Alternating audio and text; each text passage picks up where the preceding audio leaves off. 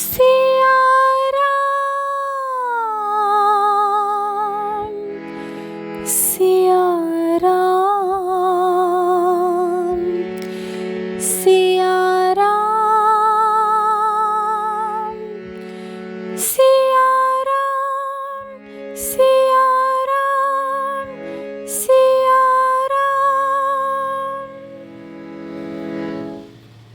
श्रीमद् वाल्मीकि रामायण के बालकांड का 68वां सर्ग।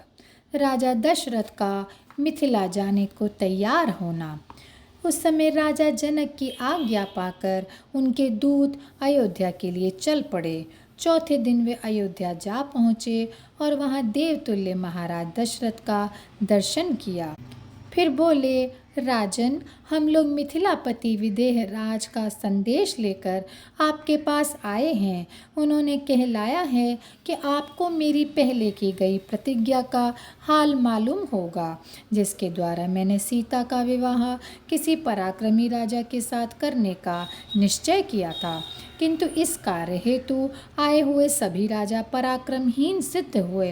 अब अकस्मात मेरी इस कन्या को श्री विश्वामित्र के साथ आए हुए आपके पुत्र श्री राम ने अपने पराक्रम से जीत लिया है। अब मैं सीता को राम के हाथों सौंपना चाहता हूँ। आप कृपा करके इसके लिए अपनी आज्ञा प्रदान करें। आप अब मिथिला पधार कर मेरी प्रतिज्ञा पूरी करें।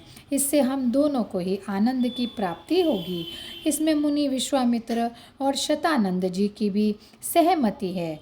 मंत्रियों के इस संदेश से राजा दशरथ बड़े प्रसन्न हुए तथा गुरु वशिष्ठ तथा अन्य मंत्रियों से कहा, विश्वामित्र जी से सुरक्षित श्री राम और लक्ष्मण इस समय मिथिलापुरी में हैं।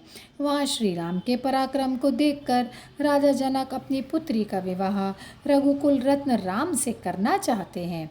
अतः आप लोगों की यदि सहमति हो तो हम लोग मिथिलापुरी चलने के लिए कल सुबह ही अपनी यात्रा आरंभ कर दें। यह सुनकर उन लोगों ने बहुत अच्छा कहकर एक स्वर से इसकी सहमति दे दी। इससे आनंदित होकर राजा दशरथ ने वह रात बड़े सुखपूर्वक व्यतीत की। और यहीं पर यह अध्याय समाप्त होता है। जय सिया राम, जय सिया राम, जय सिया राम।